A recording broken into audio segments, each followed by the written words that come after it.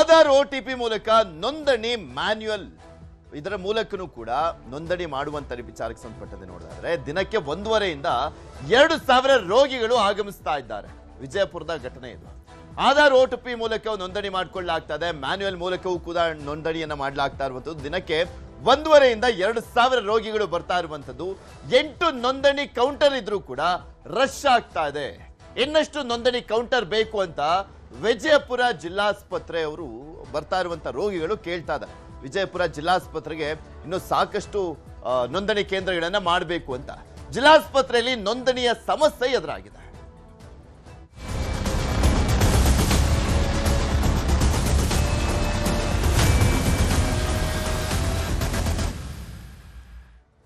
ಹೊರ ರೋಗಿಗಳ ನೋಂದಣಿಯೇ ಕಷ್ಟ ಆಗಿದೆ.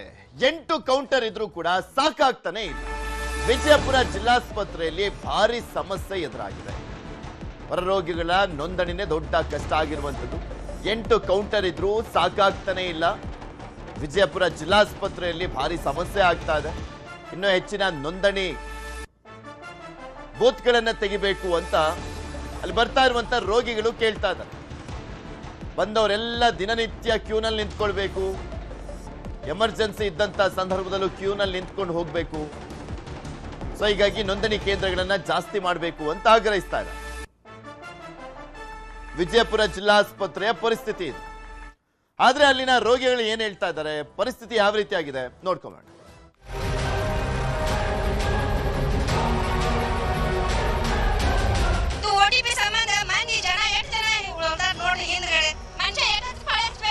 ಮ್ಯಾನುವಲ್ ಚೀಟಿ ಕೂಡ ಕೊಡ್ರಿ. ಅನವಶ್ಯಕ ಅವ್ರಿಗೆಲ್ಲ ಗೊತ್ತಾ, ಹಳ್ಳಿ ಜನ ಇರ್ತಾರೆ, ಅವ್ರಿಗೆಲ್ಲ ಗೊತ್ತಾಗಿಲ್ಲ. ಹೆಚ್ಚಿನ ಕೌಂಟರ್ ತೆಗೆಯುವಂತ ವ್ಯವಸ್ಥೆ ಆಗಬೇಕು. OTP ಅಂದ್ರೆ ಯಾರಿಗೂ ಗೊತ್ತಾಗೋದು. ವಿಜಯಪುರ ಜಿಲ್ಲಾಸ್ಪತ್ರೆಗೆ ರಾಜ್ಯದಲ್ಲಿ ಅತಿ ಉತ್ತಮ ಆಸ್ಪತ್ರೆ ಎಂಬ ಹೆಗ್ಗಳಿಕೆ ಇದೆ. ಕೇಂದ್ರ ಸರ್ಕಾರದ ಕಾಯಕಲ್ಪ ಪ್ರಶಸ್ತಿ ಸೇರಿದಂತೆ ಹಲವು ಪ್ರಶಸ್ತಿ ಸಂದಿವೆ. ಆದರೆ ಇಂತಹ ಆಸ್ಪತ್ರೆಯಲ್ಲಿ ರೋಗಿಗಳು ನೋಂದಣಿಗಾಗಿ ಪರದಾಡುವಂತಾಗಿದೆ. ಕೌಂಟರ್ ಸಮಸ್ಯೆಯಿಂದಾಗಿ ಚಿಕಿತ್ಸೆ ವಿಳಂಬವಾಗುತ್ತಿದೆ. ಕೆಲ ದಿನಗಳಿಂದ ಆಧಾರ್ ಕಾರ್ಡ್ಗೆ ಬರುವ OTP ಮೂಲಕ ನೋಂದಣಿ ಕಡ್ಡಾಯ ಮಾಡಿತ್ತು. ಹೊಸ ವ್ಯವಸ್ಥೆಯಿಂದಾಗಿ ರೋಗಿಗಳು ಗಂಟೆಗಟ್ಟಲೆ ಸರತಿ ಸಾಲಲ್ಲಿ ನಿಲ್ಲಬೇಕಾದ ಅನಿವಾರ್ಯತೆ ಇತ್ತು. ಹೀಗಾಗಿ ಅದನ್ನ ಕಡಿಮೆ ಮಾಡಿ OTP ಜೊತೆಗೆ ಹಳೆಯ ಮ್ಯಾನ್ಯುವಲ್ ಪದ್ಧತಿ ಅನುಸರಿಸಲಾಗುತ್ತಿದೆ. ಇದರಿಂದಾಗಿ ನೋಂದಣಿ ತಡವಾಗ್ತಿದೆ. ಹೆಚ್ಚಿನ ಕೌಂಟರ್ ಆರಂಭಿಸುವಂತೆ ಜನರು ಮನವಿ ಮಾಡಿದ್ದಾರೆ. ಮುಂಜಾನೆ 9 ಗಂಟೆಗೆ ಬಂದಿರಿ. ನಾವು ಪಾಳೆ ಹಚ್ಚಿವ್ರಿ. ಒಟ್ಟು ಪಾಳೆ ಕೊಡಕತ್ತೀವ್ರಿ. ಸರ್ಕಾರ ದವಾಖಾನ್ಯಾಗ ಎದಕ್ ಮಾಡಿರ್ತಾರಿ? ಇದು OTP ಸಂಬಂಧ ಮಂದಿ ಜನ ಎಷ್ಟು ಜನ ಉಳ್ದಾರ ನೋಡ್ರಿ. ಹಿಂದ್ಗಡೆ ಮನುಷ್ಯಗೆ ಜಟ ಇರ್ತಿತ್ತು ಅನ್ಕಿಸಿದ ಮನುಷ್ಯ ಬಂದಿರ್ತಾರ್ರಿ. ಮನುಷ್ಯ ಎಷ್ಟೊತ್ತು ಪಾಳೆ ಹಚ್ಬೇಕ್ರಿ? ಮುಂಜಾನೆ ಊಟ ಬಿಟ್ಗಿಸಿ ನೀರ್ ಬಿಟ್ಗಿಸಿ ನಿಂತಿರ್ತಾರ. ಇಲ್ಲಿ ಬಿಟ್ಗಿಸಿ ನಿತ್ರ ಅದು ಸುದಾಗ ಎಮರ್ಜೆನ್ಸಿ ಇದ್ರೆ ಸುದಾಗ ಪಾಳೆ ಹಚ್ಚ ಅಂತ ಹೇಳ್ತಾರ್ರಿ ಅವರು. ಎಲ್ಲರೂ ಇರ್ತಾರ್ರಿ. ಚೀಟಿ ಮಾಡಸೇ ಬೇಕಂತ ಹೇಳ್ತಾರ್ರಿ. ಎಮರ್ಜೆನ್ಸಿ ಇದ್ರೆ ಒಟ್ಟು ಚೀಟಿ ಮಾಡಿ ಪಾಳೆ ಹಚ್ಚ್ರಿ ಅಂತ ಹೇಳ್ಬಿಡ್ತಾರ್ರಿ. ಮೊನ್ನೆ ನಾವು ಭೇಟಿ ಕೊಟ್ಟು DS ಅವರಿಗೆ, ಮಾಸ್ಟರ್ಗಳು ಸಾಹೇಬರಿಗೆ ಮನವಿ ಮಾಡ್ಕೊಂಡಿವಿ. ಏನು ನಿಮ್ದು ಕ್ಯೂ ಏನಿದೆ ಅಲ್ಲ, ಕೌಂಟರ್ಗಳು ಹೆಚ್ಚಿಗೆ ಮಾಡಿ, ಮತ್ತೆ ಇಲ್ಲಿ ಕಂಪ್ಯೂಟರೈಸ್ ಸಿಸ್ಟಮ್ ಏನು ನೀವು ಚೀಟಿ ಕೊಡ್ತಾ ಇದಿಲ್ಲ, ಅದ್ರ ಜೊತೆಗೆ ಮ್ಯಾನ್ಯುವಲ್ ಚೀಟಿ ಕೂಡ ಕೊಡ್ರಿ. ಯಾಕಂದ್ರೆ ನೀವು ಕಂಪ್ಯೂಟರ್ ಸಿಸ್ಟಮ್ ಕೊಟ್ಟ ಮೇಲೆ ಅವ್ರಿಗೆ OTP ಬರಬೇಕು. OTP ಮೊಬೈಲ್ ಅವ್ರ ಹತ್ರ ಇರ್ಲಿಕ್ಕಿಲ್ಲ. ಬೇರೆಯವರಲ್ಲಿ ಇದು ಮೊಬೈಲ್ ಇರುತ್ತೆ. ಅವ್ರು ಅಲ್ಲಿ ಫೋನ್ ಹಚ್ಚಿ OTP ಕೇಳೋಷ್ಟರಲ್ಲಿ ಇರುವ ಸುಮ್ಮನೆ ಎಲ್ಲ ಅನವಶ್ಯಕ. ಅವ್ರಿಗೆಲ್ಲ ಗೊತ್ತಾ, ಹಳ್ಳಿ ಜನ ಇರ್ತಾರೆ, ಅವ್ರಿಗೆಲ್ಲ ಗೊತ್ತಾಗಿಲ್ಲ. ಹೀಗಾಗಿ ಇದು ಕಂಪ್ಯೂಟರ್ ಸಿಸ್ಟಮ್ ಜೊತೆಗೆ ಮ್ಯಾನ್ಯುವಲ್ ಸಿಸ್ಟಮ್ ಮಾಡಿ. ಮ್ಯಾನ್ಯುವಲ್ ನೀವು ಚೀಟಿ ತೊಗೊಂಡು ಪಟ ನೀವು ಚೀಟಿ ಕೊಟ್ರಂದ್ರೆ ನೀವು ಕ್ಯೂನು ಖಾಲಿ ಆಗುತ್ತೆ, ಮತ್ತೆ ಎಲ್ಲರಿಗೂ ಅಲ್ಲಿ ಪಾಳಿನೂ ಸಿಗುತ್ತೆ. ಹೆಚ್ಚಿನ ಕೌಂಟರ್ ತೆಗೆಯುವಂತ ವ್ಯವಸ್ಥೆ ಆಗಬೇಕು. ಹೊರಗಡೆ ಪತ್ರೆ ಶೆಡ್ ಹಾಕಂತೀವಿ, ಹಾಕಿದಾರ ಅದನ್ನ, ಅದು ಸರಿ ಮಾಡ್ಯಾರ ಅದನ್ನ. ಇನ್ನೇನು OTP ತಿಳ್ಕೊಂಡು ಏನೋ ಮಾಡಿದಾರೆ ಹೊಸ ನಿಯಮ. OTP ಅಂದ್ರೆ ಯಾರಿಗೂ ಗೊತ್ತಾಕದದು? ಈ ಸಾಮಾನ್ಯ ಜನ ಬರ್ತಾರೆ, ಅವ್ರಿಗೇನು ಅನಕ್ಷರಸ್ತಾರ, ಸಾಲಿ ಕಲ್ತಿರಂಗಿಲ್ಲ, ಅವ್ರದ್ದು ದೊಡ್ಡ ಮೊಬೈಲ್ ಇರಂಗಿಲ್ಲ. ಅವರು ಮೊಬೈಲ್ ಅವಶ್ಯಕತೆ ಅಲ್ಲದೆ ಬಿಟ್ಟು ಬಂದಿರ್ತಾರೆ. ಅವ ಏನೇನು ಮೊಬೈಲ್ ಬೇಕು OTP ಬೇಕಂದಾಗ ಅವ ಮೊಬೈಲ್ ಇರಂಗಿಲ್ಲ, ಅವಾಗ ಚೀಟಿನೂ ಇದನ್ನು ಕೊಡಲ್ಲ, ಚಿಕಿತ್ಸೆನೇ ಕೊಡಲ್ಲ. ಅವ ಚಿಕಿತ್ಸೆಯನ್ನು ವಂಚಿತರಾಗ್ತಾರೆ. ಅದನ್ನ OTP ಅನ್ನೋದು ತೆಗೆದು ಹಾಕ್ರಿ. ಮ್ಯಾನ್ಯುವಲ್ ಚೀಟಿ ಕೊಡುವಂತ ಕೆಲಸ ಆಗಬೇಕು. ಪ್ರತಿದಿನ ಆಸ್ಪತ್ರೆಗೆ 1500ರಿಂದ 2000 ರೋಗಿಗಳು ಚಿಕಿತ್ಸೆಗಾಗಿ ಬರುತ್ತಾರೆ. ಸೋಮವಾರ ಹಾಗೂ ಬುಧವಾರ ಇದರ 2 ಪಟ್ಟು ರೋಗಿಗಳು ಬರುತ್ತಾರೆ. 8 ನೋಂದಣಿ ಕೌಂಟರ್ಗಳಿದ್ದರೂ ನೋಂದಣಿ ಪ್ರಕ್ರಿಯೆ ನಿಧಾನವಾಗಿದೆ. ಈ ಬಗ್ಗೆ ಮಾತನಾಡಿರುವ ಜಿಲ್ಲಾಸ್ಪತ್ರೆ ಶಸ್ತ್ರಚಿಕಿತ್ಸಕ ಶಿವಾನಂದ ಮಾಸ್ತಿಹೊಳಿ, 1 ವಾರದಲ್ಲಿ ಎಲ್ಲವನ್ನು ಸರಿ ಮಾಡುತ್ತೇವೆ ಎಂದಿದ್ದಾರೆ. ನಾವು ಏನ್ ಮಾಡೋ OPD ಕೌಂಟರ್ನ ವ್ಯವಸ್ಥೆ ಮಾಡಿದ್ದೆ. ಮೊದಲು 3 ಕೌಂಟರ್ ಇದ್ದು, ಈಗ ಹೊಸ ಒಂದು ಶಾಸಕರ ಒಂದು ನಿಧಿಯಲ್ಲಿ ಒಂದು ಹೊಸ OPD ಕೌಂಟರ್ ಮಾಡಿದ್ವಿ. ಅಲ್ಲಿ 8 ಕೌಂಟರ್ಗಳಿದಾವೆ. ಅಲ್ಲಿ ಎಲ್ರಿಗೂ ಈಗ ಸ್ವಲ್ಪ OTP ಬೇಸ್ ಬರೋದ್ರಿಂದ ಸ್ವಲ್ಪ ಲೇಟ್ ಆಗ್ತದೆ, ತೊಂದರೆ ಆಗ್ತಾ ಇದೆ. ಬಟ್ ಇದು ಕೂಡ 1 ವಾರದಲ್ಲಿ ಪ್ರಾಬ್ಲಮ್ ಸಾಲ್ವ್ ಆಗುತ್ತೆ. ಒಟ್ಟಾರೆ ಉತ್ತಮ ಆಸ್ಪತ್ರೆ ಎಂದು ಹೆಸರು ಮಾಡಿರುವ ವಿಜಯಪುರ ಜಿಲ್ಲಾಸ್ಪತ್ರೆಯಲ್ಲಿ ಕೌಂಟರ್ ಸಮಸ್ಯೆ ಬೇಗ ಬಗೆಹರಿಯಬೇಕಿದೆ. ಗುರುರಾಜ್, ನ್ಯೂಸ್ 18 ವಿಜಯಪುರ. ಇದ್ರ ಬಗ್ಗೆ ಇನ್ನಷ್ಟು ಮಾಹಿತಿಯನ್ನ ಕೊಡ್ತಾ ಹೋಗ್ತಾರೆ ನಮ್ಮ ವಿಜಯಪುರದ ಪ್ರತಿನಿಧಿ ಗುರುರಾಜ್ ನಮ್ಮ ಜೊತೆ ನೇರ ಸಂಪರ್ಕದಲ್ಲಿ ಜಾಯ್ನ್ ಆಗಿದ್ದಾರೆ. ಗುರುರಾಜ್, ಅಲ್ಲಿ ಸಮಸ್ಯೆ ಎತ್ ಕಾಣಿಸ್ತಾ ಇದೆ, ಆದ್ರೂ ಇನ್ನೊಂದ್ 2 ನೋಂದಣಿ ಕೇಂದ್ರವನ್ನ ಎಕ್ಸ್ಟ್ರಾ ಮಾಡ್ಲಿಕ್ಕೆ ಏನ್ ಪ್ರಾಬ್ಲಮ್ ಆಗಿದೆ ಅವರಿಗೆ ಅಂತ ಯಾಕೆ ಸ್ಪಂದಿಸ್ತಾ ಇಲ್ಲ? ಪೃಥ್ವಿರಾಜ್, ಏನಂತಂದ್ರೆ ವಿಜಯಪುರ ಜಿಲ್ಲಾ ಆಸ್ಪತ್ರೆ ಏನಿದೆ ರಾಜ್ಯದಲ್ಲೇ ಅತ್ಯುತ್ತಮ ಆಸ್ಪತ್ರೆ ಅಂತ ಹೆಸರು ಗಳಿಸಿರುತ್ತದೆ.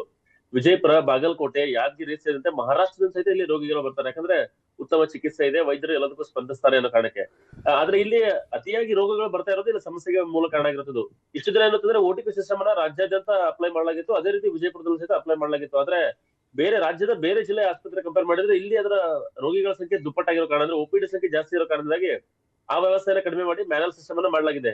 ಮೊದಲು ಒಂದೇ ಮ್ಯಾನುವಲ್ ಸಿಸ್ಟಮ್ ಇತ್ತು, ಉಳಿದ 7 ಕಡೆ ಏನಿತ್ತು OTP ಸಿಸ್ಟಮ್ ಇತ್ತು. ಈಗ ಅದನ್ನ ಚೇಂಜ್ ಮಾಡಿ ಮ್ಯಾನುವಲ್ ಸಿಸ್ಟಮ್ ಅನ್ನ ಜಾಸ್ತಿ ಮಾಡಿ OTP ಅನ್ನ ಕಡಿಮೆ ಮಾಡಲಾಗಿದೆ. ಇದು ಒಂದ್ ರೀತಿಯಿಂದ ಸ್ವಲ್ಪ ಅನುಕೂಲ. ಅದನ್ನು ಹೊರತುಪಡಿಸಿದ್ರೆ ಒಟ್ಟು 8 ಕೌಂಟರ್ಗಳಿವೆ. ಅದರಲ್ಲಿ ಒಂದು ಅಕೌಂಟ್ ಹಣ ತೊಳೆದಿರುತ್ತೆ, ಉಳಿದ 7 ಕೌಂಟರ್ ಅಲ್ಲಿ ಮಹಿಳೆಯರು, ಪುರುಷರು ಈ ರೀತಿ ಬೇರೆ ಬೇರೆ ವ್ಯವಸ್ಥೆಯನ್ನ ಮಾಡಲಾಗಿದೆ.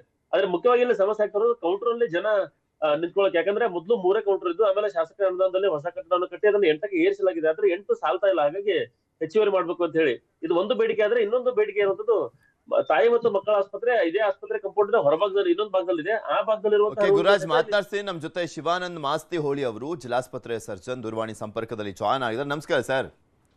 ನಮಸ್ಕಾರ ಸರ್. ಹೆಚ್ಚಿನ ಸಂಖ್ಯೆಯಲ್ಲಿ ರೋಗಿಗಳು ಬರ್ತಾ ಇದ್ದಾರೆ, ಇನ್ನೂ ಹೆಚ್ಚಿನ ನೋಂದಣಿ ಕೇಂದ್ರಗಳನ್ನು ಮಾಡಬೇಕು ಅನ್ನುವಂತ ನಿಟ್ಟಿನಲ್ಲಿ ಆಗ್ರಹ ಕೇಳಿ ಬರ್ತಾ ಇದೆ. ಯಾಕೆ ಆಗ್ತಾ ಇಲ್ಲ ಅಂತ? ಇಲ್ಲ ಸರ್, ಈಗಾಗಲೇ 4 ಕೌಂಟರ್ಗಳಿದ್ದೀವಿ ನಮ್ದು. ಈ 8 ಕೌಂಟರ್ ಡಬಲ್ ಕೌಂಟರ್ ಮಾಡಿದ್ವಿ. ಆಮೇಲೆ ಮಕ್ಕಳಿಗೆ ಬೇರೆ, ತಾಯಂದಿರಿಗೆ ಬೇರೆ, ಸೀನಿಯರ್ ಸಿಟಿಸನ್ ಬೇರೆ ಮಾಡಿದೀವಿ. ಈ ಸಮಸ್ಯೆ ಪ್ರಾಬ್ಲಮ್ ಸಾಲ್ವ್ ಆಗಿದೆ ಸರ್ ಆಗ್ಲೇ ಅದು.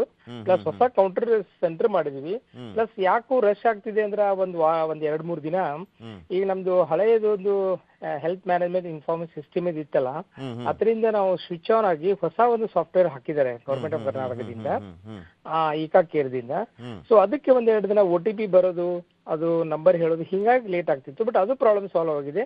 ಈಗ ಅಂತ ಪರಿ ರಶ್ ಇಲ್ಲ, ಏನಿಲ್ಲ. ಹಳ್ಳಿ ಜನಕ್ಕೆ OTP ಇದೆಲ್ಲ ಅಷ್ಟು ಸರಿಯಾಗಿ ಗೊತ್ತಾಗೋದಿಲ್ಲ. OTP ಅದು ಇದು ಅಂತೆಲ್ಲ ಹೇಳ್ತಾರೆ. ಅದ್ರ ಬದಲು ಮ್ಯಾನ್ಯುಯಲ್ ಆಗಿ ನೋಂದಣಿ ಮಾಡಿಸ್ಕೊಳ್ಬೇಕು ಅಂತಾನು ಕೂಡ ಕೇಳ್ಕೊಳ್ತಿದ್ರು.